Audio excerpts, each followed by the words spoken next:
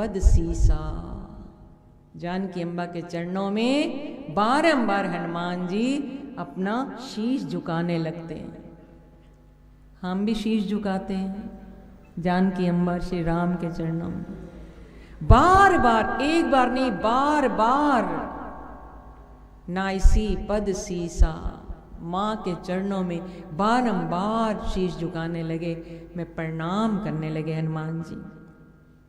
बोला बचन जोरी कर की सा, हाथ जोड़कर, जोरी कहते हैं जोड़ना, कर कहते हैं हाथ, हाथ जोड़कर बार बार शीश झुकाते हैं और ये वचन बोले। क्या वचन बोले? नाच नाच नाच कर कहने लगे। केवल हाथ जोड़कर नहीं, नाचने लगते हैं हनुमान जी को। जब ये वरदान मिल जाता है कि तुम पर तुम्हारे स्वामी की कृपा हमेशा बनी रहे, तो हाथ जोड़कर ना केवल बार बार शीश झुकाते हैं, बल्कि कहने लगे अब कृत कृत्य भऊ मैं माता, अब तो मैं ये वरदान पाकर कृत कृत्य हो गया हूं। मैं किन शब्दों में आपका आभार प्रकट करूं मां। मैं बारंबार आपको चरण स्पर्श करता हूं, आपको प्रणाम करता हूं। कृत ये वरदान देकर आपने मेरा जीवन धन्य कर दिया। कृपा मांगे भगवान की, बाकी तो जो भी हम सब मांगते हैं ये सब यहीं छूटने वाला है, कुछ भी हमारे साथ जाने वाला नहीं है। कृपा के पात्र बनने के लिए सील का भंडार जो वरदान दिया हनुमान जी को, देखो बल तो है, अब पहले ही यहां पर प्रत्यक्ष प्रमाण हो गया। जो मां ने कहा तुम्हारे अंदर सील का भी भंडार हो, नम्रता हो, ऐसे नम्र बन गए कि मां के चरणों को छोड़ ही नहीं रहे, बार बार प्रणाम कर रहे हैं और कहते हैं अब तो मैं कृत्य हो गया हूं, मैं धन्य हो गया हूं। किन शब्दों में मैं आपका धन्यवाद करूं, किन शब्दों में मैं आपका आभार प्रकट करूं मां। बस मैं यही चाहता था, मुझे अजरता अमरता कुछ नहीं चाहिए, मुझे तो यही वरदान चाहिए था कि मेरे स्वामी प्रसन्न रहें और मेरे प्रभु की मुझ पर कृपा बरसती रहे। और प्रभु की कृपा हो जाए तो फिर क्या कमी है। आशीष तव अमोघ विख्याता, और मुझे इतना पूर्ण विश्वास है जो आपने वरदान ये दे दिया कि आप पर कृपा बनी रहे, ये अमोघ है। आपका एक एक वरदान अमोघ है, तो ये कृपा वाला वरदान भी अमोघ है। अमोघ का अर्थ है जो कभी व्यर्थ ना जाए,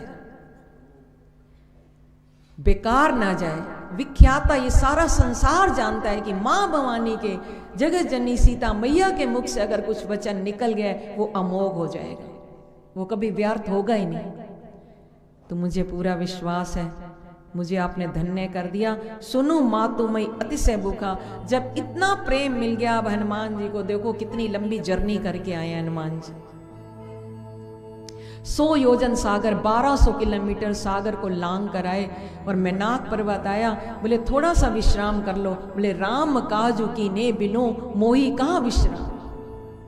चैन से बैठे नहीं हनुमान जी, एक एक बाधाओं को लांघते हुए हनुमान जी लंका में प्रवेश करते हैं। कितनी बाधाएं आई, विभीषण जी ने भी बहुत आदर सत्कार किया, उन्होंने भी कहा होगा कि आइए पधारिए कुछ खाइए, हनुमान जी ने कुछ नहीं लिए।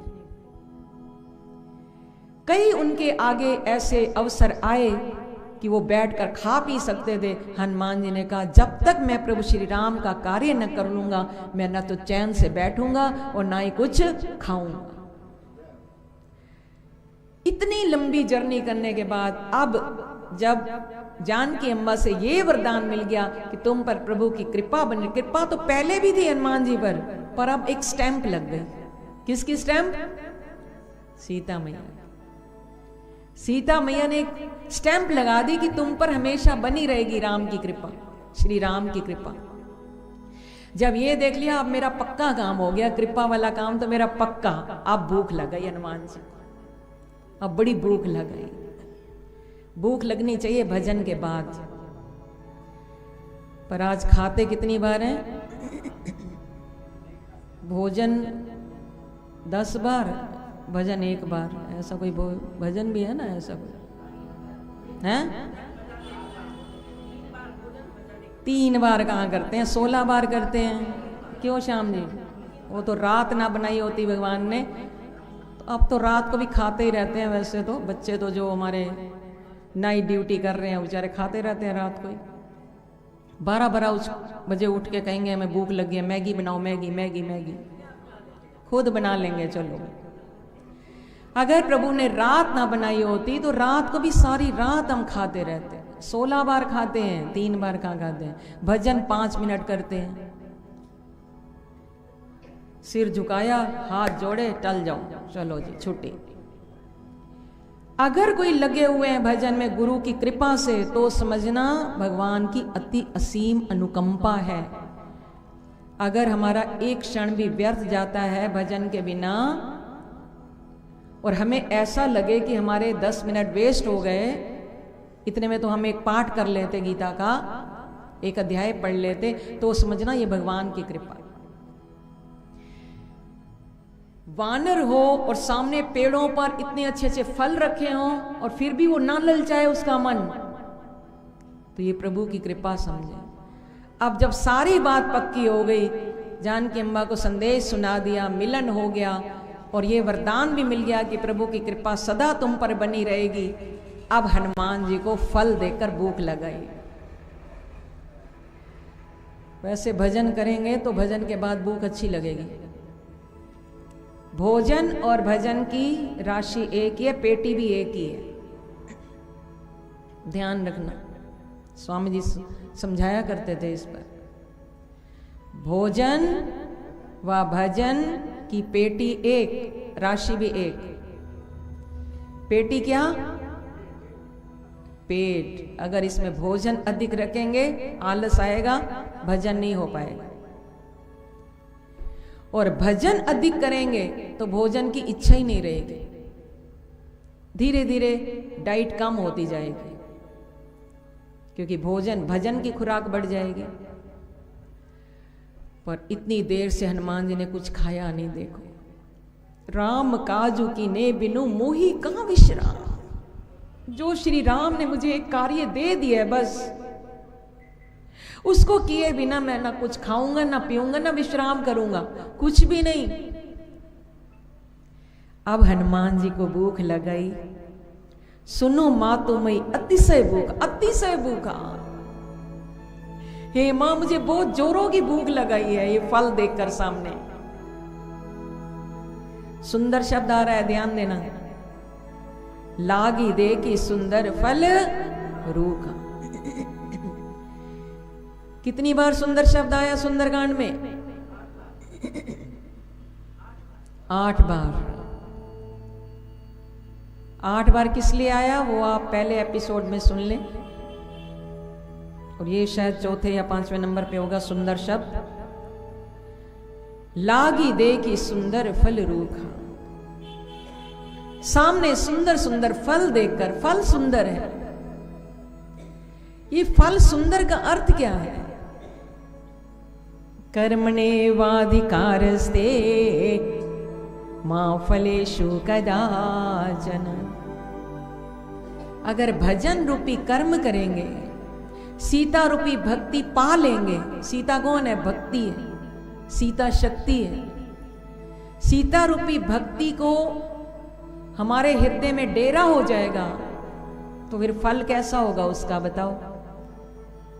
कर्मणे वाधिकारस्ते मां फलेषु, as you sow shall you reap.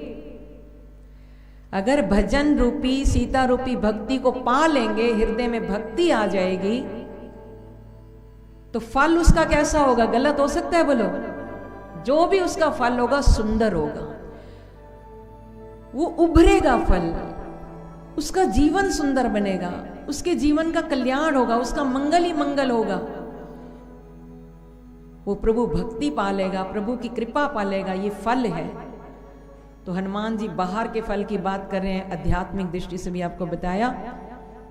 तो जो बाहर के फल थे, हनुमान जी ने देखे सुंदर सुंदर फल, तो मां से कहने लगे, बड़ी जोरों की भूख लगाई है मां, लागी दे की सुंदर फल रूखा। ये सुंदर फलों को देखकर मुझे भूख लग गई। सुन सुत करी, आपकी आज्ञा हो, आपकी कृपा हो, आपकी परमिशन मिल जाए तो मैं ये फल खा लूं, अपनी भूख मिटा लूं। तो मां ने कहा, सुन सुत करें विपन रखवारी। हे सुत, हे पुत्र, सुनो। तुम यहाँ के अशोक वाटिका के फल खाने की बात कर रहे हो? देखा नहीं, विपन्न रखवारी, यहाँ तो बड़े बलशाली राक्षस यहाँ पर पहरा दे रहे हैं। ये भट्ट जो खड़े हैं ना, बड़े बलवान हैं, राक्षस हैं, ये इसकी रखवारी कर रहे हैं फलों की। परम सुभट रजनीचर भारी, बड़े भारी भारी परम, बहुत बड़े बड़े बलशाली राक्षस। भट्ट कहते हैं राक्षस को, परम कहते हैं बहुत अधिक, भारी कहते हैं बहुत भारी, दिन रात यहां पर पहरा दे रहे हैं। इनके पैरीदारी करते हुए तुम फल कैसे खा सकते हो हनुमान? तो हनुमान जी ने कहा, तिनकर भय माता मोहि नाहि, इनका मुझे कोई भय नहीं है, ये तो कीड़े मकोड़े हैं मेरे सामने, इनका तो मुझे कोई भय नहीं। हाँ, जो तुम सुख मानो मनमय, जो आप अपने मन में सुख माने, यानी आपकी आज्ञा हो, आप मुझे परमिशन दे दें, इनकी चिंता नहीं है मुझे। ये मेरे सामने क्या है, इनकी मुझे कोई परवाह नहीं। अगर आप आज्ञा दे दें हे मां, तो मैं ये फल खा लूं, अपनी भूख मिटा लूं। तो मैया बोली, देखी बुद्धि बल निपुण कपि, केहू जान की जाओ, रघुपति जन हृदय धरी, तात मधुर फल खाओ। हनुमान जी की बुद्धि बल को देखकर जानकी अम्बा कहने लगी, क्योंकि बुद्धि और बल देख लिया, हनुमान जी की नम्रता भी देख ली, सब कुछ देख लिया, अब कहने लगे जाओ तुम खा लो फल, पर एक काम करना, रघुपति जन हृदय धरी, अपने हृदय में रघुपति श्री राम के चरणों का ध्यान करते हुए ये मधुर फल खाना। भक्ति का फल बड़ा मधुर होता है, और जो मधुर फल खाएगा हृदय में उसके रघुपति का वास होगा ही, क्योंकि गीता में भगवान ने कहा, ईश्वरा सर्वभूतानां हृदय से अर्जुन तिष्ठति, मैं कहाँ रहता हूं? सबके हृदय में वास करता हूं। अपने स्वामी के चरणों का हृदय में ध्यान करते हुए ये मधुर फल खाना, आध्यात्मिक दृष्टि से देखो, भजन करना, हृदय में भगवान का ध्यान करते हुए करना, उसका जो फल होगा बड़ा मधुर होगा, बड़ा मीठा होगा फल। ये अपने मन के भाव हैं, हनुमान जी बुलवा रहे हैं।